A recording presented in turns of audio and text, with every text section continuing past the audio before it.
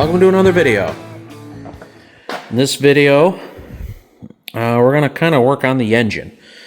Quick rundown would be, you can see I'm still putting oil in the rear end. That screen is taking forever, so every time I walk by, I just put in a half a gallon or a gallon.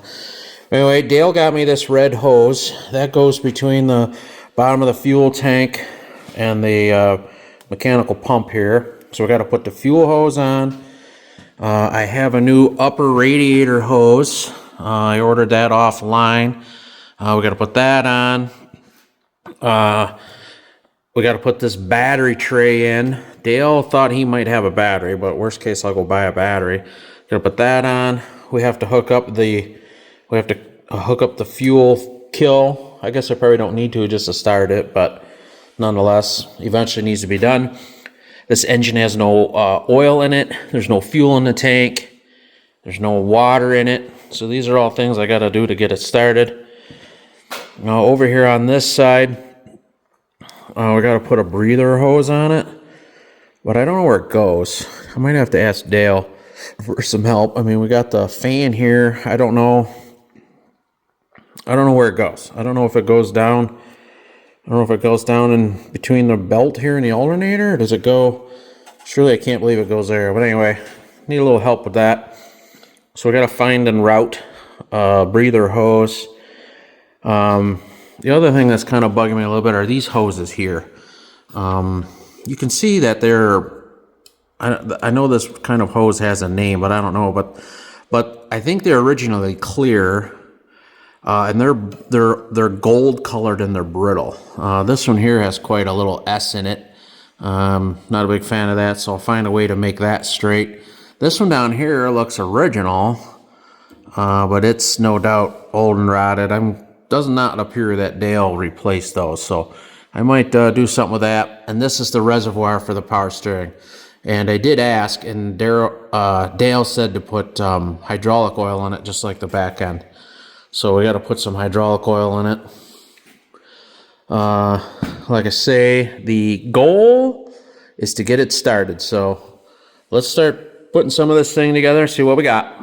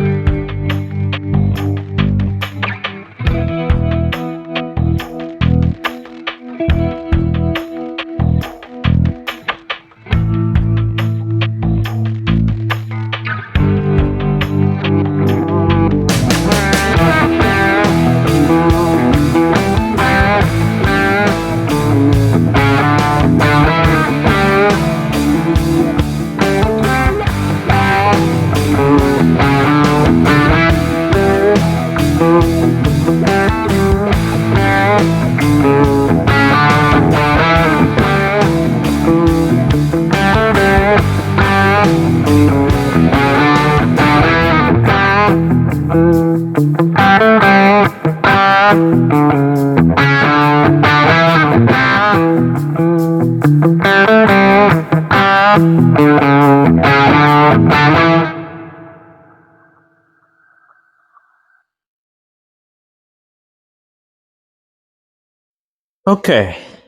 I'm going to be jumping all over the place on this tractor. So I'll just video one thing at a time. I think the first thing I'm going to do, just because it's going to be super simple, there's a hole right there that I'm pretty sure that needs to be plugged. Being where it is, I doubt there's any pressure on it, so probably just gravity's back into the oil pan. Or if there is pressure, it probably doesn't do anything. I asked Dale what goes in there, and he said nothing. So I'm going to go to my drawer, see if I got a plug. Let's plug that hole. Okay. Found one. I found this hex plug here, and I also found this brass one that I thought would work too, but kind of like I think I'm going to like the looks of this one better. I believe this is 3/8 pipe thread. Oh yeah. Yep, thread's right in. I put 2 or 3 turns on it. So that'll work. Let me go get some Teflon tape. Like I said, I don't think there's any pressure on this. I don't think I gotta go crazy hard with it. Probably as hard as I could pull with one finger. Out here on the end will be enough. Okay, that's that. All right, next thing I think I want to tackle is this radiator hose here. I don't think this is right. I mean, see how loose that is? And plus it's all wonky, so I don't think that's quite right. Plus Dale didn't have it clamped on, so that makes this easy. So pretty sure it's got a tag on it. Probably if you read on there, it's probably not the right one, but all right. I looked everywhere to find that radiator hose. I went online. I ordered something. It was wrong. I went down to the store that I work at, New Holland. The one they had was wrong, and I believe it has I think it has something to do with the fact that this is a row crop. The regular Ford 7000 radiator hose does not fit. So I went down to I think this was Napa, and they have this just like universal one. I'm not excited that it looks like that because it doesn't look like a radiator hose, but they said it will work just fine. So let's see if it fits. I had that old radiator hose, and I had the length. If I get this on there, well, I ain't gonna lie, that's gonna work really good. I think about it a little more. Them hoods are probably gonna come down to here, so you're probably not gonna see this thing anyway. So pretty sure I got some radiator clamps. Let me go find them. Okay. Just happen to have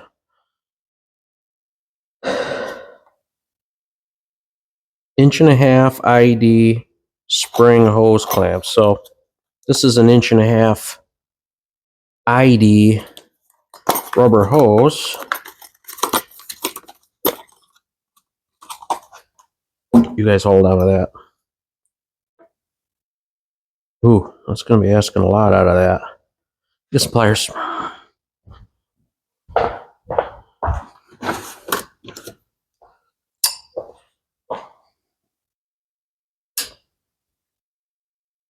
Don't know how forgiving these things are.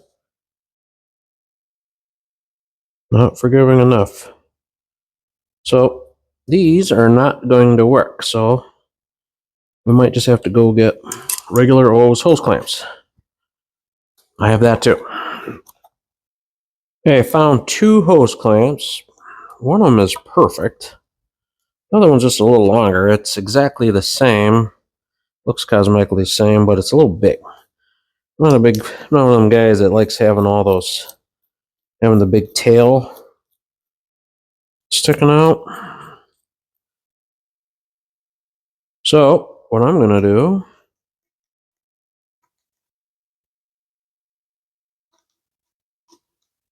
I'm gonna go cut that off just because I don't like it. So you guys hang on a second.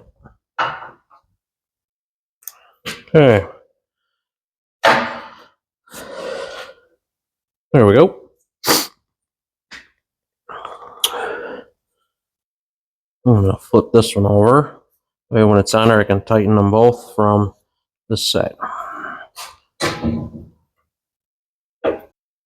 There. Doesn't rub anything. A nice arc to it. Okay. Move on to something else. All right, I think the next thing I want to do is right down here, there's a hole in the side of the block, and the pressure sensor goes in there. This tractor doesn't necessarily have a gauge. There's just a pressure switch in there, and when the tractor loses pressure, it just it pops a light in the dash. But I believe before we start this, I want to get it started. We haven't started it since it's been assembled. So I think I'd like to put a gauge in that hole. So let's go see if we can find a gauge that'll go in there. Thinking that's just quarter inch pipe. All right. I found an elbow with a swivel on it. Let's see if that hole in fact is quarter inch pipe. Oh, look at that. And it is. Okay. So I have this swivel. I'm going to put it in the tractor like that. So let's go see if we got a gauge that will thread into this. So let's rummage through the drawers.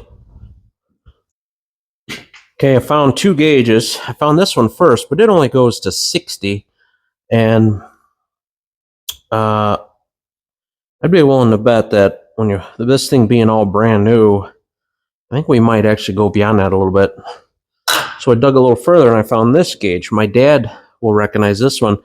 This goes all the way to 100, so this is probably a lot more appropriate. This is a gauge I used. Oh, excuse me. Which I'm sick, by the way, so I'm probably going to cough and sneeze all the time. But this gauge here I actually used in my when we assembled my in-floor heat. We stuck this on there, put pressure to it to see how long it would hold. So that's where this gauge came from. So let's get this out of here. That looks to me like it's going to be quarter inch pipe. I'll hide that up in there. It should work pretty good. Okay, I got that gauge out. Clean the threads up.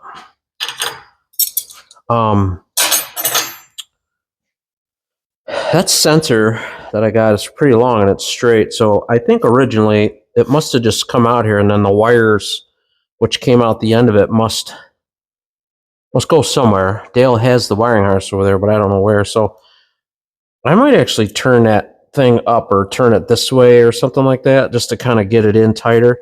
So I'm going to put Teflon tape on the elbow, but I don't think I'm going to put it on the gauge because I don't really predict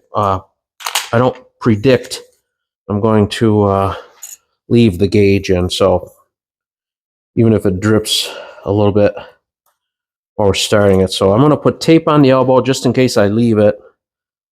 If it won't work, or if Corey says not to, or if Dale says not to, that ain't a big deal. I just take it back out. But oh man, I got a fold in it. Boo. Let me start over. This looks tricky.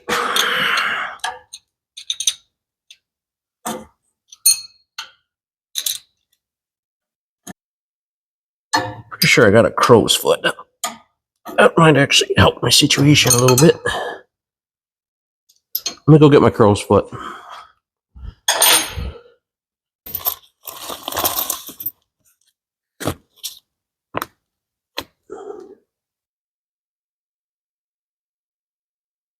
Oh, geez, that's way easier.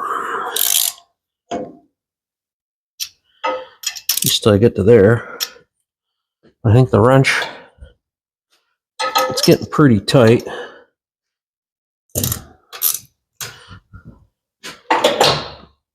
If I can get it to the top, I think we're going to call it good.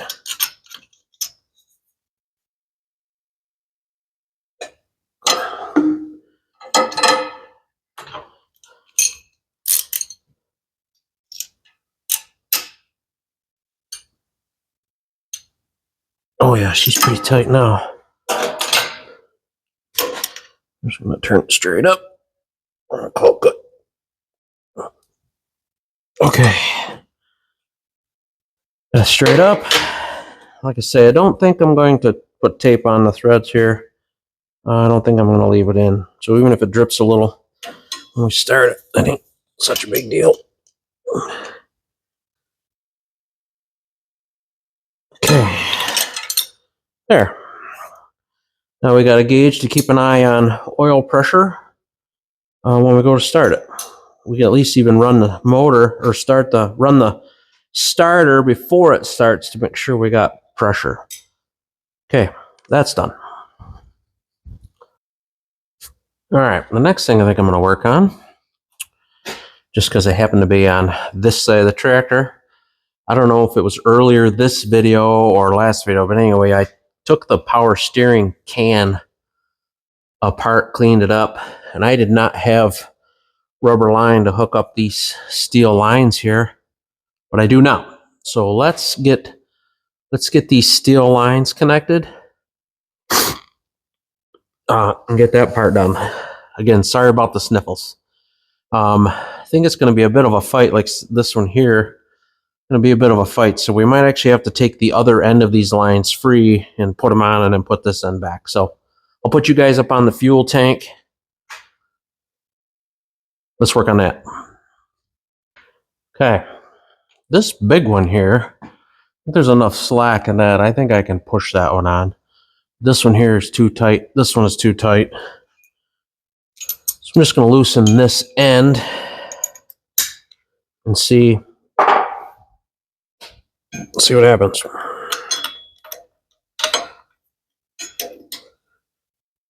Back to using crow's foots again. Nope. There, got it.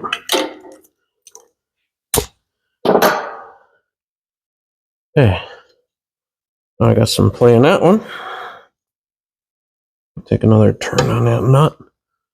I think we'll be okay. All right, so looks like I got 1/2 inch rubber hose there. Looks like 3/8 for these other two. I might as well start at the bottom, work my way up. Then I got to tighten up this steel line that's here on the front.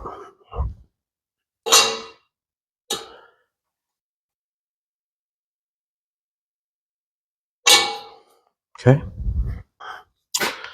I'm going to find a piece of 1/2 inch hose. I think it says 1/2 inch on there.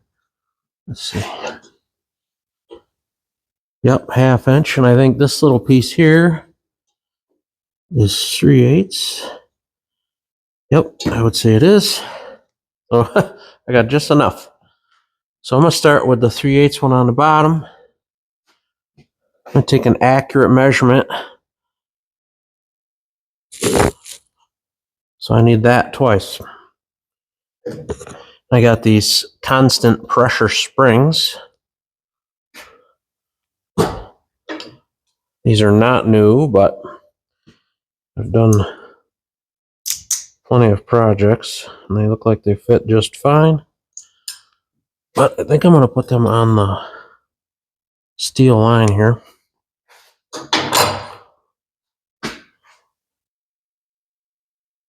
I'll see if I can feed them on. I'm going to save myself a little trouble. I got some of this rubber-friendly grease. I don't feel like fighting it, nor do I feel like bending anything. So I'm just going to put a little of this on that flare, because that flare is huge. These pliers might just be too big. I don't think I need them quite that big. Let me get something a little smaller. Got these fancy needle nose here. I don't know if that would do the trick. Okay, there's one. Here, let's try this. Let's try this 1/2 inch one.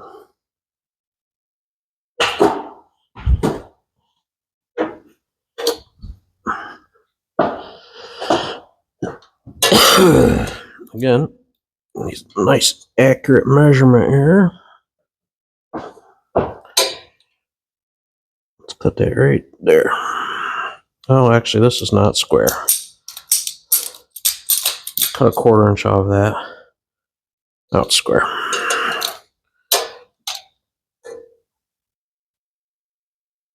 We got a little extra room here. So let's cut that right there. Okay.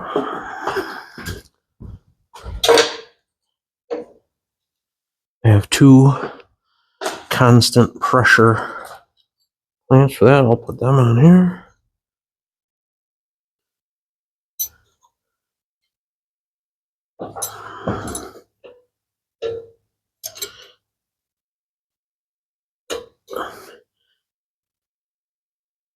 There, that looks good.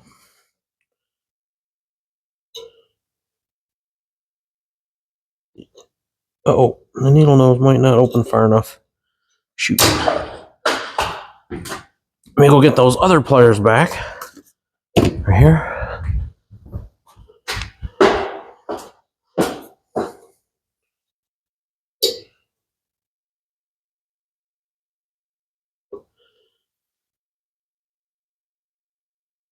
Put it right next to that. I can actually feel through the rubber. Find the flare. I'm going to put it right next to the flare.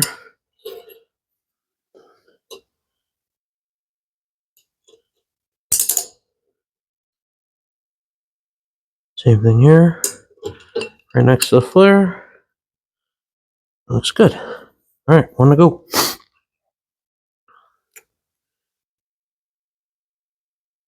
I hate being sick. And I ain't gonna lie, when I'm sick, man, I'm the biggest baby you will ever meet. I'd rather break a leg than be sick. Put that right next to that flare. Yeah, good. All right, I have the filter. We can put this whole thing together. Yes, the parts counter for a power steering filter. And they said, "Oh, that thing don't have a power steering filter." And I'm like, "I'm pretty sure it does. I took one out. Here it is." Mark down there at the parts counter. More digging. He's like, "Oh, look at that. They do have one."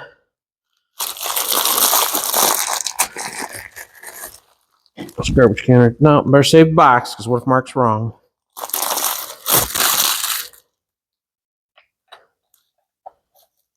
Upside down, Uncle. Good job, Mark.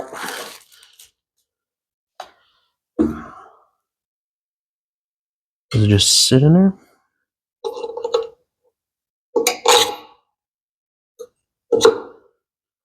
Kaboom.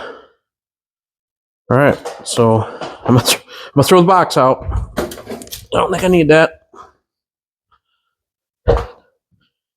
This old filter, junk. There's a spring that must just hold it down.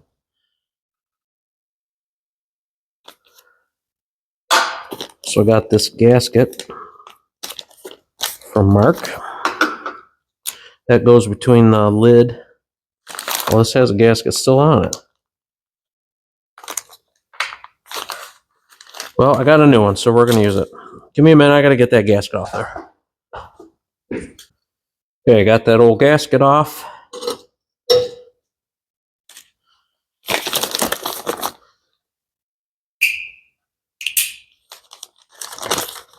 I cut my finger.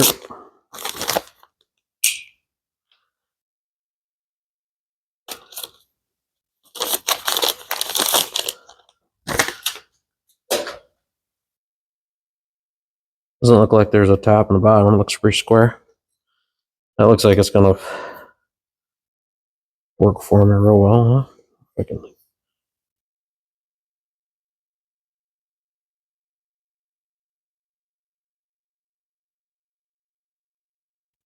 It's real handy that it was wrapped up in a bag.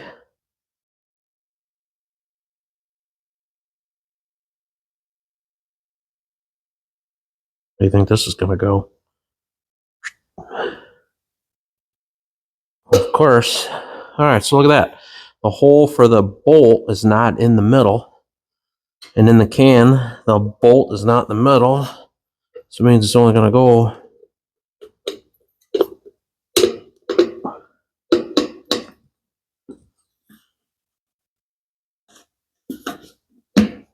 right there. Actually kind of found its own way.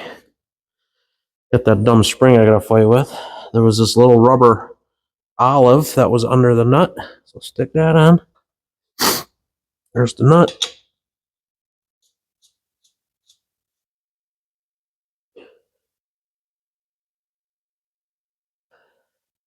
Now here's a question. Does that rubber thing go under the nut? Or does it go under the cover on the bottom? That looks weird. When I took this apart, there was evidence of one there, but it looked weird. I wonder if it goes on top of that spring. But if it went on that spring, you would think there would be a washer or something. You think the spring will hold tension on that? I would guess not. That rubber thing is smaller than the spring. No, I don't think so. I think we're going to put it on the top. Maybe I should put a washer on it, though. Let the washer squish it instead of the nut, because what if the nut twists it? Let me go get a tiny little flat washer. Okay, this is barely a washer at all, but maybe not necessary, but I'll feel better about it being in there. So I think if I just put the nut on, I think it would just...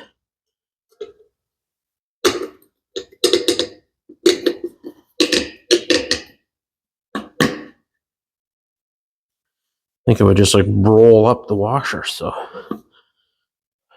I'm going to use that flat washer. It might be wrong, but it's way up here at the top, so it's not likely going to leak, which then would ask me, why is there even a rubber thing there anyway? There, looks pretty good. Let's tighten that down. Ooh, way wrong. This one? I'm gonna choke right up on this wrench to maybe not over tighten it. There. My left hand ain't as strong, so that means there. I'll call that good. Alright, now the cap. This cap was on here. The first thing I noticed, it was wrapped with electrical tape. This cap was on there. So took a picture of it. Let me back up. I took the cap off, tucked the electrical tape off. The threads inside this cap are like a real coarse thread. It looks like it's maybe a 3/4 of a turn. Those threads there, a lot more of them. You can look a little closer. This thing has red paint on it. So I took a picture of it, and I showing Ford experts. I won't name names. But anyway, they're like, no, that's the correct cap. And I said, no, it's not. So I came back, took a picture of the thread. Sure enough, it is wrong. And you know why they thought that looked right? Is because look at these two caps. They look almost identical. But this is a cap off an old Briggs & Stratton engine from probably the 70s or the 80s. Happened to be close, little electrical tape, voila. I'm like, hey, Dale, what do you got? He's like, those are very rare. I looked up brand new ones. Me and Mark looked up brand new ones. That cap, not available. We looked aftermarket. Anyway, this cap was hundreds of dollars. Hundreds of dollars. But I went to Dale. Dale's like, I think I have one of them. He went, look at that. He sure enough had one. This actually has the fine thread inside that matches that. He even has the little dipstick on it. You just dangles in there, and now I know exactly how much oil to put in it. So congratulations, Dale. Look at that. Perfect. Pretty handy having Dale around. He's got apparently all kinds of whatever. So I've got a Briggs & Stratton gas cap if anybody needs one. So, all right. The only thing I got left to do is to tighten up with my crow's foot down here at the bottom. We'll find something else. Okay, I think the next thing I'm going to do is Dale's got this little piece of hose right here with these hose clamps on it. And this line here is actually plastic. Comes around here, goes in the back of the filter, but I guess I don't mind that it's plastic. But this hose looks about as old as Dale. So I think I'm going to get rid of that. And I think I'm going to get rid of these clamps just because I don't like them. So let's get this apart. Gotta be careful here. Like I say, this is plastic. You can see this going south pretty quick.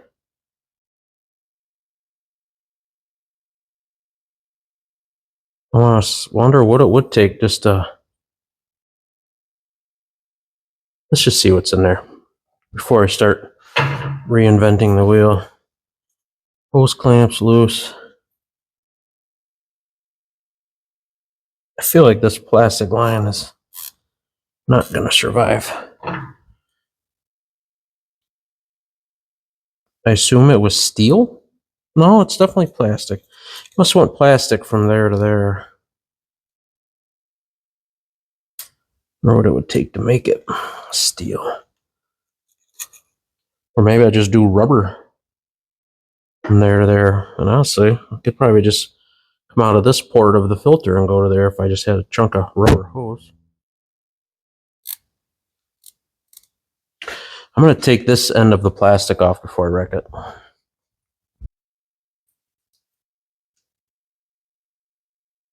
Oh yeah.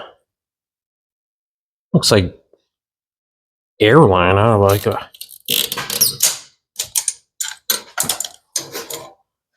oh yeah. Oh man. Oh, still too big. So this is just plastic tubing with one of those, what do they call them things? I have to ask Corey. Ferrule, I think they call that. But I'm not a huge fan of the way this is going. So let me, I'm either gonna see if I can just turn this into something other than plastic. Maybe I can turn this into a barb here and a barb there and just put a chunk of rubber hose. Or, you know, on this side, or I'll get a, I could go rubber hose from here to there. This is steel line here. How hard that would be just to make that out of steel. Get a couple of tube nuts and just make a steel line. All right, stand by on that. More to come.